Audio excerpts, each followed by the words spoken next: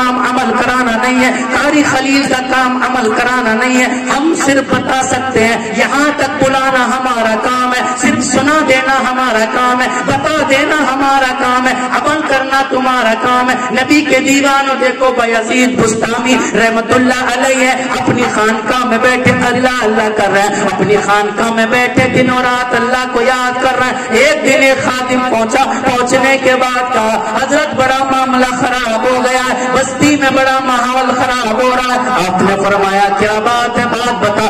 بات یہ ہے فلاں محلے میں ایک گندی عورت رہتی ہے، گندی عورت فاحشہ عورت رہتی ہے، اور وہ عورت غلط کام کرتی ہے اور نوجوان برباد ہو رہا ہے، حضور کچھ طریقہ نکالے سدھر جائے۔ بایزید بستامی نے ایک دن سنا، دوسرے دن پھر وہی بات آئی، تیسرے دن آپ نے مصلی اٹھایا اور وہ عورت جو اس کا مکان تھا وہ 2 منزلہ مکان تھا، بایزید بستامی مصلی زمین پہ بچھا کے اس کے دروازے پہ بیٹھ جاتے ہیں، صبح سے دوپہر تک تسبیح پڑھتے رہے، ظہر کا ٹائم آیا نماز ادا کی، ظہر سے عصر تک تسبیح پڑھتے رہے، عصر کا ٹائم آیا نماز ادا کی، عصر سے مغرب تک تسبیح پڑھتے رہے، مغرب کا ٹائم آیا نماز ادا کی۔ وہ عورت اوپر انتظار میں بیٹھی ہے، آج کوئی کسٹمر آیا نہیں، آج کوئی نوجوان آیا نہیں، آج کوئی امیر آیا نہیں، آج کوئی پیسے والا آیا نہیں، آج کوئی دولت والا آیا نہیں۔ اس نے اپنی کنیز سے کہا بات کیا ہے؟ جاؤ نیچے دیکھ کے آؤ ماحول کیا ہے، لوگ کیوں نہیں آئے؟ کنیز نے نیچے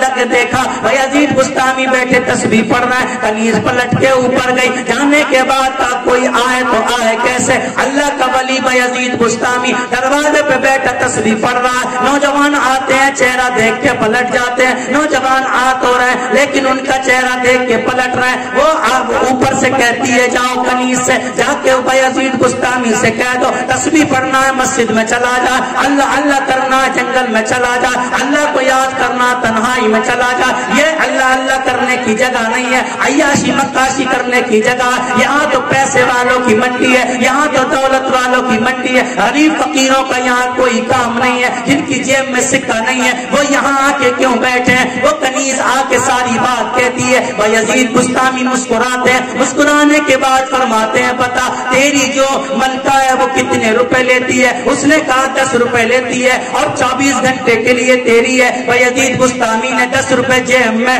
سے نکالے اور اس کنیز کو دیے، جا اب جا کے کہہ دے وہ میری ہے میں اس کا ہوں۔ آپ اوپر گئے، جانے کے بعد آپ نے پوچھا بول اب تو کس کی ہے؟ کام میں تیری ہوں، جو چاہے وہ کام کر، جو چاہے وہ حکم کر، جو کہے گا میں کرنے کو تیار ہوں۔ بایزید بستامی فرماتے ہیں جا غسل کر کے آ، اچھے کپڑے پہن کے آ۔ بایزید بستامی کے کہنے سے وہ عورت گئی، غسل کر کے آئی، اچھے کپڑے پہنے۔ بایزید بستامی فرماتے ہیں وضو کر لے، اس عورت کی آنکھوں میں آنسو آ گئے، رونے لگتی ہے، کہتی ہے اللہ کے بندے مجھے وضو کرنا آتا ہی نہیں ہے، میں نے زندگی میں عیاشیاں کی ہیں، میں نے وضو کب کیا؟ میں نے مکاریاں کی ہیں، میں نے وضو کب کیا؟ میں نے تو سیاکاریاں کی ہیں، میں نے وضو کب کیا؟ مجھے وضو کرنا نہیں آتا۔ اللہ کے ولی بایزید بستامی فرماتے ہیں پہلے ہاتھ دھو لے۔ عورت ہاتھ دھوتی جا رہی ہے، آپ نے فرمایا چہرہ دھو لے، کلی کرنے کے بعد سارا وضو مکمل کیا۔ آپ فرماتے ہیں نیت باندھ نماز پڑھ لے۔ اس نے کہا مجھے پڑھنا نہیں آتی۔ آپ نے فرمایا ہاتھ باندھ کے کھڑی ہو جا۔ عورت مصلی پہ ہاتھ باندھ کے کعبے طرف منہ کر کے کہتی ہے اللہ اکبر۔ زور سے بولو ایمان والو، ایمان سمجھو ایمان کیا ہے۔ کہتی ہے اللہ اکبر۔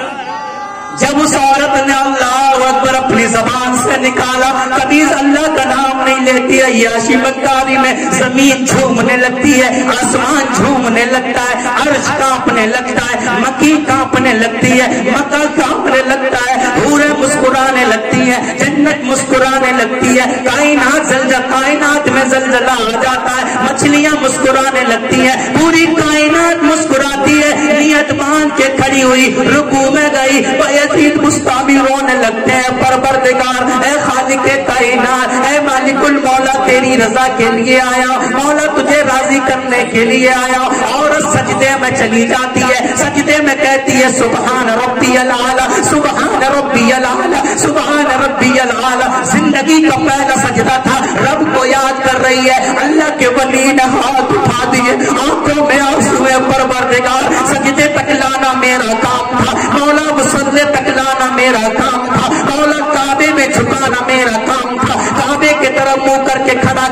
میرا کام تھا، مولا سجدے میں جھکا دینا میرا کام تھا، آگے لے جانا تیرا کام ہے۔ جب سجدہ زمین پر کیا تو وہ فاحشہ عورت تھی، لیکن جب سجدے سے سر اٹھاتی ہے آنکھوں سے آنسو ٹپک رہے تھے، رو رہی تھی، کہہ رہی تھی بایزید گواہ رہنا آج کے بعد کوئی گناہ نہیں کروں گی۔ جب سجدے میں گئی تو ثانیہ عورت تھی، اور جب سجدے سے اٹھی تو رابعہ بصریہ بن گئی۔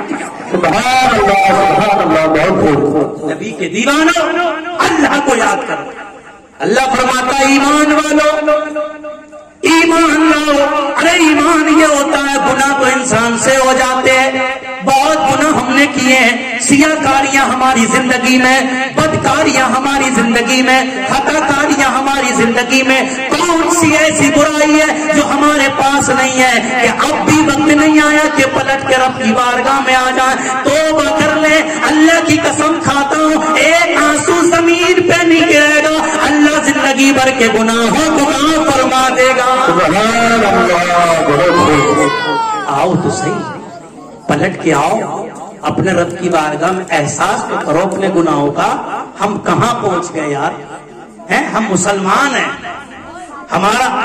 ہماری شان کتنی بلند ہے پتا، ہم مسلمان ہیں۔ ایک بچی بارش ہو رہی ہے، اے بچوں اے موبائل ماسٹر بند کریں نا۔ جب میں لائیو سامنے چل رہا ہوں تو موبائل میں کیا دیکھ رہا ہوں؟ ہماری قوم کو ہمارے بچوں کو موبائلوں نے بگاڑ دیا، رات و دن موبائل، رات و دن موبائل۔ چھوٹے چھوٹے بچے 3-3 4-4 سال کے بچے ہیں وہ بھی موبائل میں دن اور رات، یہ تو موبائل ماسٹر بن گئے۔ بوڑھوں کو اتنا نہیں آتا جتنے بچوں کو آتا ہے، دن اور رات لگے رہتے موبائل میں۔ اللہ رحم فرمائے۔ نبی کے دیوانوں بچوں تم بھی بہت اچھے ہو لیکن سمجھو، اور جب ماں بہنیں بچوں کو لائیں تو سمجھائیں کہاں جانا ہے، سمجھ آ رہی ہے؟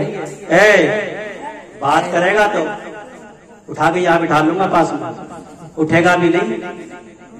خواجہ کے غلام ہے، خواجہ نے اونٹ بٹھائے اٹھے ہی نہیں، ایسا چپکے گا۔ بابا فرید بیٹھے ہیں، بابا فرید پیڑ کے نیچے ابھی بیٹھے ہیں، ایک عورت روتی ہوئی آ رہی ہے بابا فرید کی بارگاہ میں، رو رہی ہے اور کہہ رہی ہے مجھے ایسا لگ رہا ہے تم نئے آئے ہو۔ بابا فرید فرما رہے ہاں۔ ایسا لگ رہا ہے تم اس علاقے میں نئے ہو؟ بابا فرید فرماتے ہیں ہاں۔ ایسا لگ رہا ہے تم کہیں دور سے آئے ہو؟ بابا فرید فرماتے ہیں ہاں۔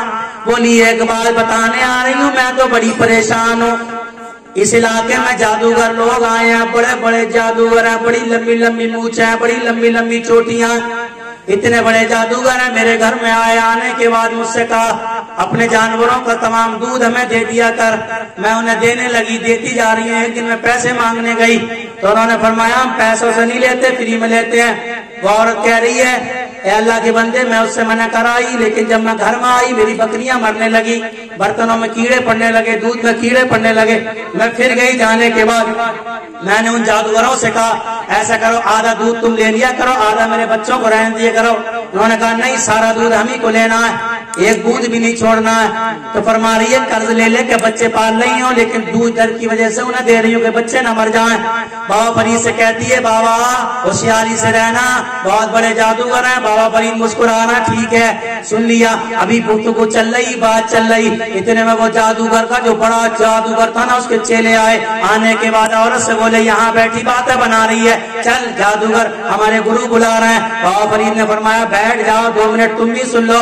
بولے بیٹھنے نہیں آئے۔ بابا فرید فرماتے ہیں بیٹھ تو جاؤ۔ وہ دونوں بیٹھ گئے، جب بیٹھے اب اٹھنا ہے تو اٹھنے کا نام لے رہے ہیں، اٹھ ہی نہیں پا رہے ہیں۔ بابا فرید نے زمین کی طرف دیکھا، دیکھ کے فرمایا پکڑ لے۔ یہ زمین بھی نبی کے غلاموں کے حکم پہ چلتی ہے، بن کے تو دیکھو، آؤ تو صحیح۔ بابا فرید نے فرمایا زمین سے پکڑ لے۔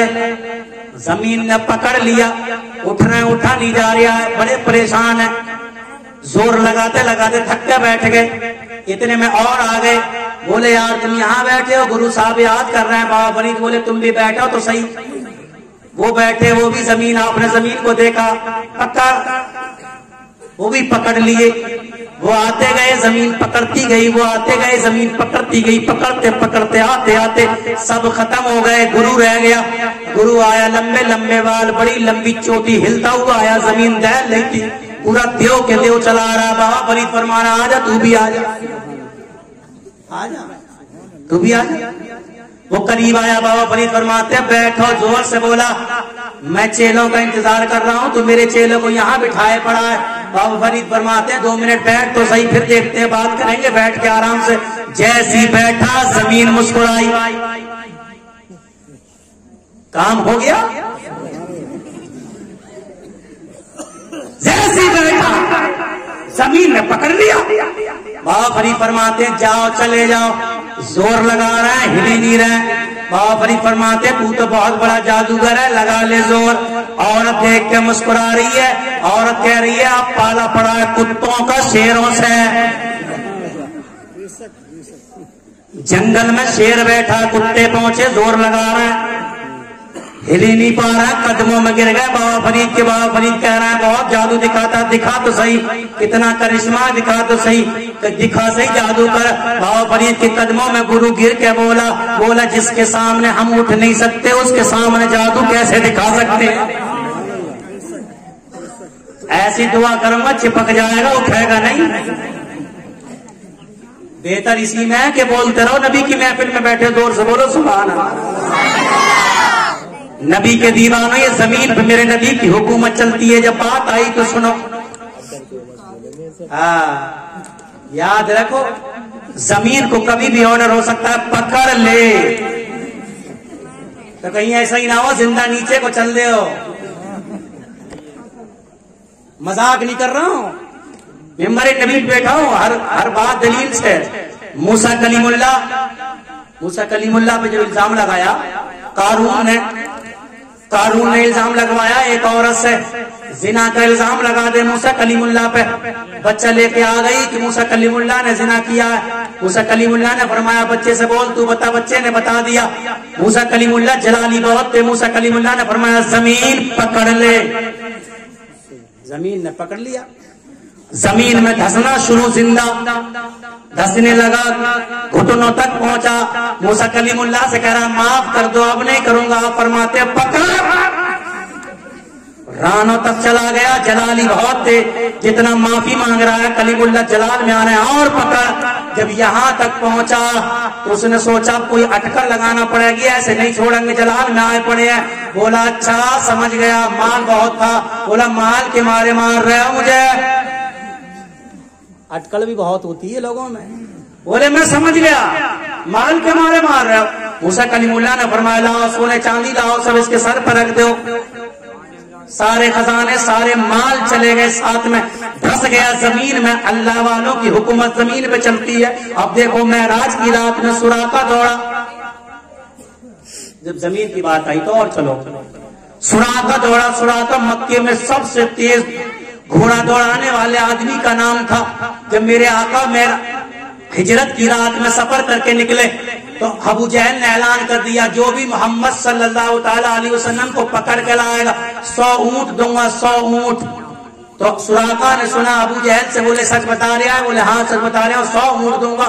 سراقہ دوڑ کے گیا، گھوڑے پہ فوراً تیار ہوا اور دوڑانا شروع۔ گھوڑا دوڑاتے نبی کے پیچھے پہنچا، نبی کے قریب جیسی پہنچا حضرت ابو بکر نے پلٹ کے دیکھا، کہا یا رسول اللہ سراقہ آ رہا ہے۔ میرے نبی فرماتے ہیں آنے دے، کچھ نہیں ہے، اللہ ہمارے ساتھ ہے۔ سراقہ اور قریب آیا، حضرت ابو بکر پھر بولے یا رسول اللہ سراقہ قریب آ گیا۔ میرے نبی فرماتے ہیں آنے دے، اللہ ہمارے ساتھ ہے۔ جب بالکل قریب آیا تو میرے نبی نے پلٹ کے دیکھ کے ارشاد فرمایا زمین پکڑ لے۔ ارے زور سے بولو، آرڈر دے دیا جائے پھر تمہیں بھی تو اونچا بولو زور سے سبحان اللہ۔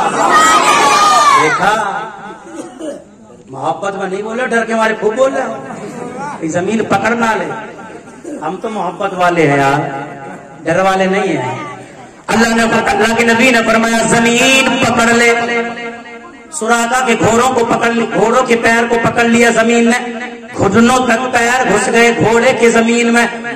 سراقہ نے سمجھا کہ شاید زمین میں دلدل ہو، گارا ہو اس لیے زمین میں گھوڑے کے پیر گھس گئے. سراقہ زمین پہ اتر کے نبی کی طرف آ گئے. نبی نے فرمایا زمین پکڑ لے. سراقہ کے پیر زمین میں دھسنے لگے. سراقہ نے معافی مانگی, چھوڑ دو اب پیچھا نہیں کروں گا. نبی فرماتے ہیں زمین چھوڑ دے. آرڈر دیکھو, قبر میں جانا کہ نہیں جانا ہے؟ بولو. نبی نے ایک مرتبہ کہہ دیا پکڑ لے قبر تو پیس کے سرما بنا دے گی, اور اگر نبی نے کہہ دیا چھوڑ دے تو ایسے جھلائے گی جیسے جھولے میں بچہ جھولتا ہے. سمجھ آ رہی ہے؟ قبر جو ہے سب کو پکڑتی ہے, ایمان والا ہو, مسلمان ہو, اچھا ہو, برا ہو, کافر ہو, مومن ہو, نیک ہو, نمازی ہو, حاجی ہو, گناہگار ہو, سب کو قبر پکڑتی ہے, سب کو دباتی ہے. لیکن میرے نبی نے فرمایا دبانے کا بھی انداز ہے. قبر سب پہ چپٹتی ہے اور سب کو دباتی ہے, ایمان والا ہو اسے بھی اور کافر ہو اسے بھی. پوچھا یا رسول اللہ جب ایمان والے کو قبر دباتی ہے تکلیف نہیں ہوتی؟ میرے نبی فرماتے ہیں یہ بتاؤ جب بچہ باہر چلا جاتا ہے اور کچھ دیر کے بعد پلٹ کے آتا ہے اور ماں اپنے بچے کو کچھ دیر کے بعد دیکھتی ہے تو کیا کرتی ہے؟ یا رسول اللہ فوراً گود میں اٹھا کے بھینچ لیتی ہے, دبا لیتی ہے. میرے نبی فرماتے ہیں ماں کیوں دباتی ہے؟ تکلیف دینے کے لیے دباتی ہے یا پیار میں دباتی ہے؟ کسی نے کہا یا رسول اللہ ماں تو ممتا میں پیار میں دباتی ہے. میرے نبی فرماتے اسی طریقے سے قبر ہے, جب کافر جاتا ہے تو عذاب دینے کے لیے دباتی ہے, اور جب مومن جاتا ہے تو پیار سے سلانے کے لیے دباتی ہے. اسی لیے یہاں بولو گے تو قبر پیار میں لے گی اور جھولے کی طرح جھلائے گی. نبی نے فرمایا زمین پکڑ لے.